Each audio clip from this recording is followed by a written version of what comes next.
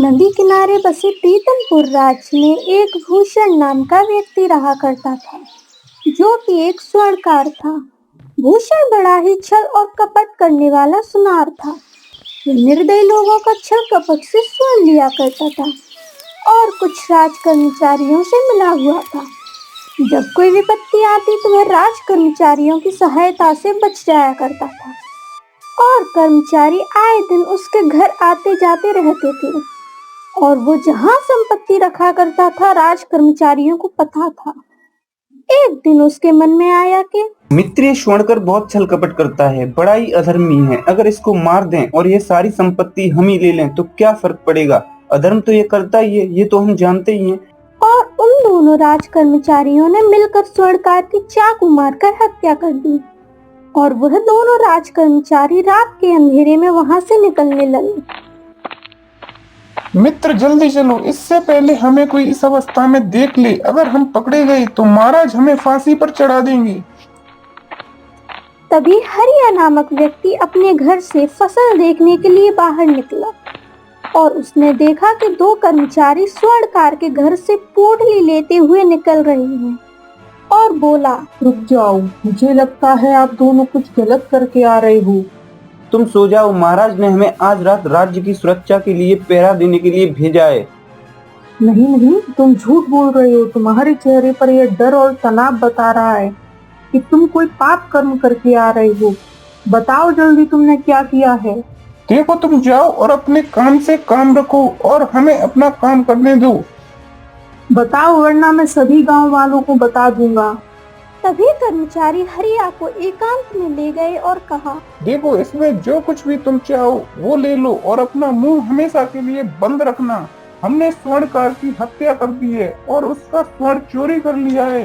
कदापि ऐसा नहीं कर सकता। मैं महाराज से आपकी शिकायत करूंगा कि आपने स्वर्णकार की हत्या करके उसका स्वर्ण लूट लिया है।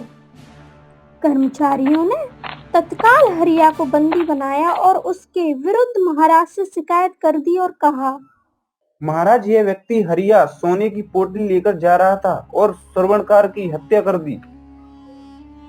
राजा ने सिपाहियों को आदेश देते हुए कहा, सिपाहियों, इस व्यक्ति को बंदी बनाकर कारावास में डाल दो और इसे स्वर्णकार की हत्या और स्वर्ण की चोरी के जुर्म में कड़ी से कड़ी सजा दो।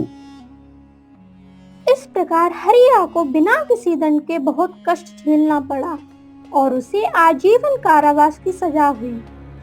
ऐसे ही धीरे धीरे 10 साल हरिया के जीवन के बड़ी कठिनाई से बीते और जब एक बार वह राजा के सामने लाया गया तब उसने रोकर कहा, महाराज, मैं बिल्कुल निरपराध हूँ। मेरा कोई दोष नहीं है। मैंने किसी की हत्या नहीं की। मेरा कोई भी दोष नहीं है। आप सत्य को साक्षी करके भगवान को साक्षी मानकर देखिए। मेरी बात पर आप जांच कीजिए महाराज।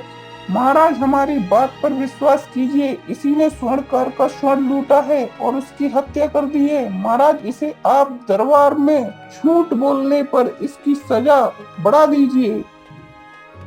इस तरह से सिपाही हरिया को पकड़ने लगे।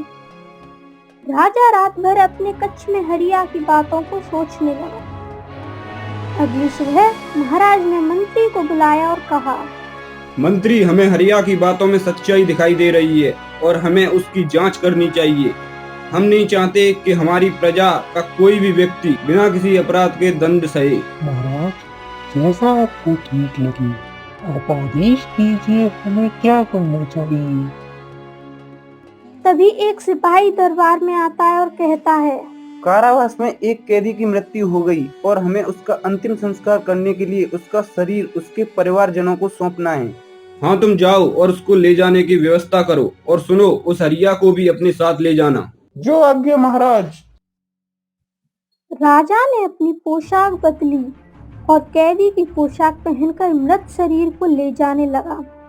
उसी समय सिपाही ने कहा, देख लो हरिया, हमने कहा था तुम जितना चाहो स्वर्ण ले लो और अपना मुंह बंद रखना, लेकिन तुमने हमारी बात नहीं मानी और बिना किसी अपराध के दंड भोग रही हो। ज्यों ही महाराज ने यह बात सुनी, महाराज ने उन कर्मचारियों को बंदी बनाने का आदेश दिया और हरिया को मुक्त कर दिया। इस तरह हरिया अपनी जिंदगी पहले की तरह बिताने लगा। लेकिन उसके मन में हमेशा एक सवाल घूमता रहता था। यह कैसा न्याय है भगवान का, बिना किसी अपराध के मुझे दंड मिला। मेरा तो भगवान के न्याय से विश्वास ही उठ गया है। फिर एक दिन उसके द्वार पर महात्मा आए और भगवान का नाम जाप रहे थे। तुम क्या भगवान भगवान जपते रहती हो? भगवान के यहाँ क्या न्याय है? मैंने बिल्कुल पाप नहीं किया था। चलो बाद में छूटा, लेकिन 10 वर्ष में कष्ट पाता रहा। इसमें तुम्हारा भगवान कहाँ गया था? महात्मा ने उसको एकांत में बैठाकर कहा, बेटा, भगवान को साक्षी मानकर बताना, इस जन्म में क्या तुमने पाप नहीं किया? विचार करके बताना, सत्य बताना। अब यहाँ पर कोई तुम पर कार्रवाई तो चलने वाली नहीं है, लेकिन तुमने भगवान को दोषी ठहराया है। तब हरिया ने महात्मा से कहा, हाँ बाबा, मैंने यौवन अवस्था में एक स्त्री से मित्रता की थी। मैं वर्षों तक उससे स्नेह करता रहा, लेकिन वो मेरे अधीन नहीं हुई थी। तो मैंने उसे छल करके पकड़ा और छल से ही उसकी हत्या करके उसे जमीन में गाड़ दिया। क्या तुम्हें इस कर्म का दंड आज तक मिला? नहीं बाबा, आज तक इस कर्म के बारे में मैंने किसी को पता नहीं चलने दिया। यह राज आज तक सबसे गुप्त है। तो बेटा, तुम्हें तुम्हारी इस कर्म का दंड मिला हुआ है, तो तुम्हें विश्वास हो गया है कि भगवान के दरबार में कभी अन्याय नहीं होता।